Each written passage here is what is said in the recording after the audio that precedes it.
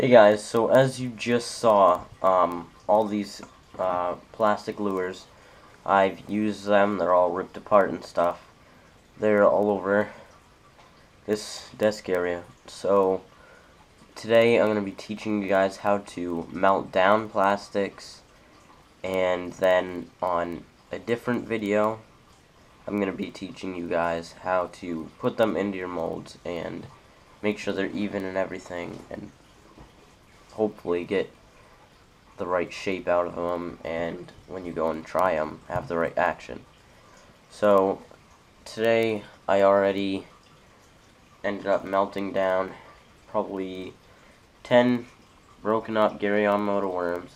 If you've never used a Gary Yamamoto before, these lures, they work very well, but the only problem about them is that the fish tear them apart very, very easily. And each pack of Gary Yamamoto's, I think the lowest I've seen it is 950 something up here in Maine, but that, or 650, sorry, 650 or something up here in Maine. And so these lures aren't that cheap. There's 10 in a pack for 650. That's actually a lot of money just for a few rubber worms. You can get a 20 pack of trick worms from Yum, I believe, or maybe it's Zoom, for like $4. So that's the price difference. But I think they cost that much just to, like, everybody uses them. They're the almost probably the #1, I would say, rubber plastic in the industry, the fishing industry. But that's probably why they price them so high, because everybody wants them. But instead of just throwing your old lures out, you guys can melt them down and actually make new lures. You can make different types of lures, rubber worm type things. Like, you can make a curly tail out of a Gary Yamamoto worm. You can make a fluke out of a Gary Yamamoto worm. Or you can just go with the standard Senko. But I already ended up melting these down, so I'm going to wait for this to cool down, and then I'll end up taking it out and showing you guys it, and then we'll end up melting down these red and black colored Senkos. I used a glass jar because if you use a plastic one, it gets a little bit into your rubber plastic because it's so hot and it kind of melts it. So I just put it in this glass jar to melt it down and cool it off. But it's almost done right now. As you guys can see, I'm holding it, so it's not really that hot. But I'm going to go ahead and let that thing cool off, and then I'll end up turning the camera back on, and we'll go through the steps to melt these down. So I'll see you in a little bit. Okay guys, so I just got my jar all cleaned. I just rinsed it out and wiped it down with a paper towel. That should get most of the rest of the lure out and the rest of the salt out, because as you guys know, these things are really salty. So next we're gonna start with the red and black Senko. So first, what you want to do is grab a pair of scissors, have your jar at the ready, and you pretty much just cut really small pieces off this. This helps the rubber to melt down a lot quicker and a lot easier. So I'm going to go ahead and do this, and then I'll get back with you guys.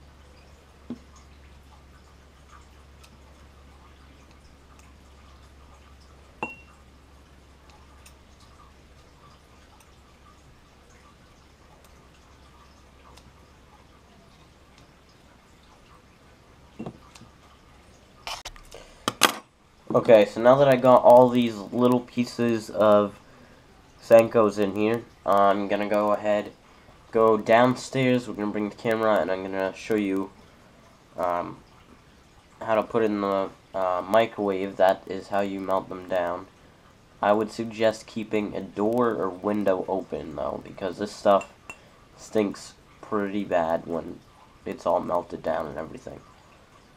So keep the window open when you're doing this.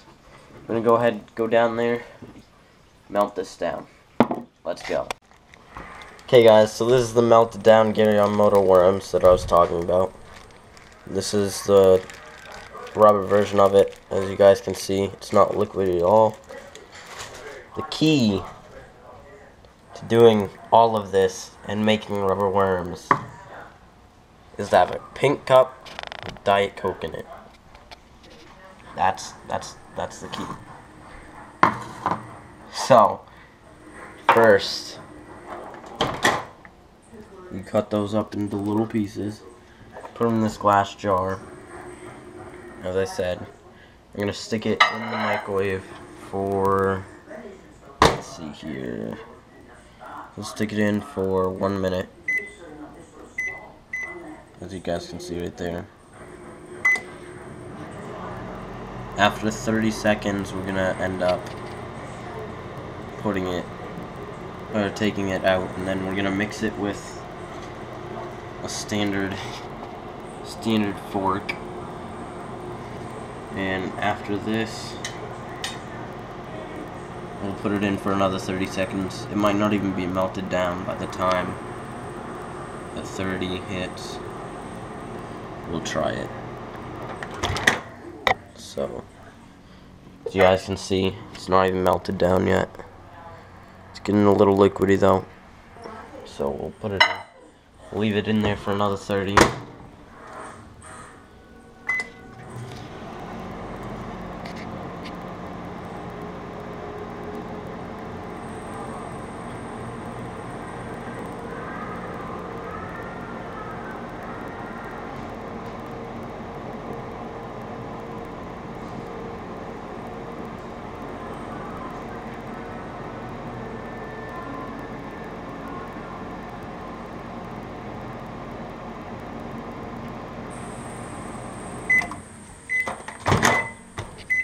Okay, so as you guys can see, there's a little bit of liquid down in there, and then there's a few chunks left. So we're going to take the fork, and we're just going to mix that up. We're just going to mix that up a little bit.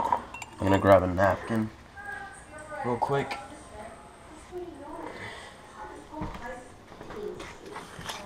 Throw this away in the trash. I'm going to grab this napkin real quick to set the fork on.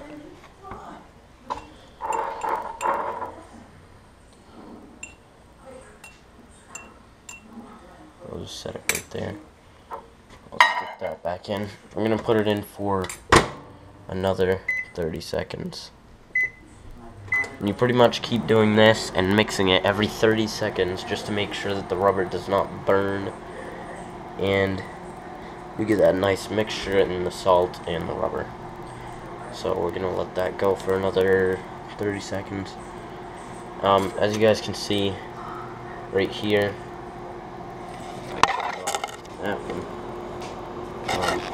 As you guys can see right here, the rubber is stuck onto the fork. Parents, don't worry, this rubber turns back to solid, so you guys can just peel that right off. Won't ruin your forks or anything. Okay, so as you guys can see, it's a little more liquidy at this point. I'm gonna mix it again because there's still some chunks at the bottom. So I'm gonna mix this.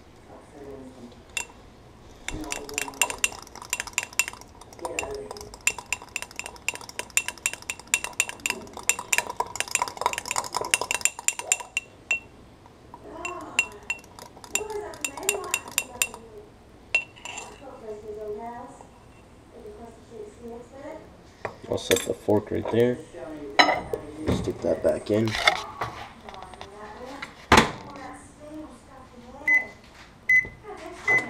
So I'm going to put it in for 15 because it's actually very liquidy. There wasn't too many chunks in the bottom, so then I'm going to put it in for this 15 seconds, and then I'll stir it again, and we'll just let it sit. As I said, this stuff smells pretty bad when it's melted down like this.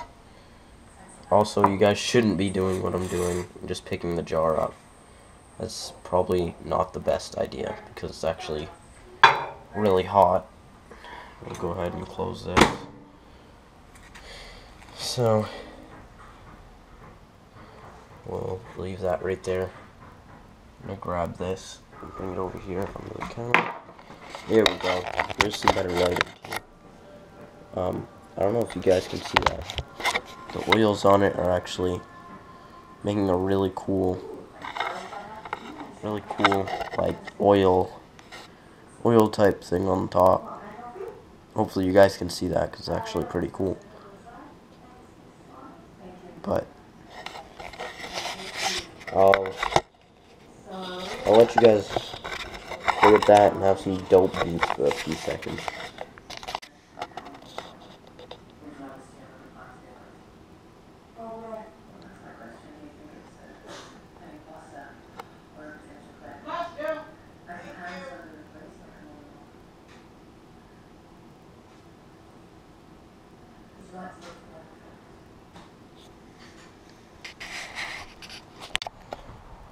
Okay guys, so I just made this transmission,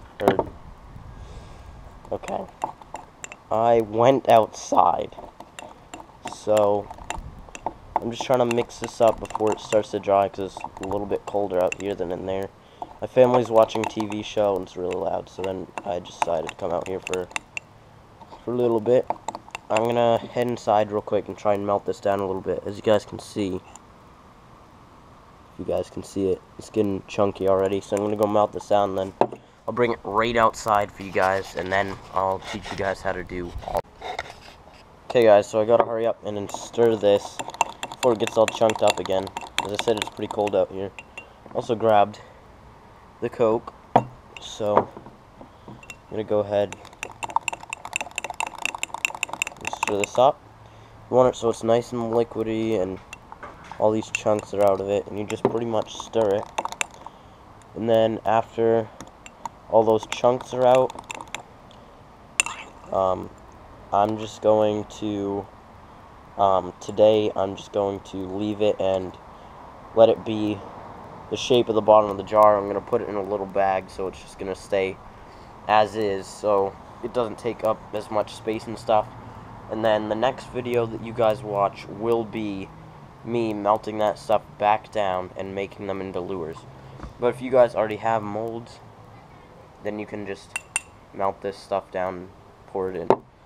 But I'll be teaching you guys how to do that on my next video, but for right now, I'm just gonna be showing you guys that.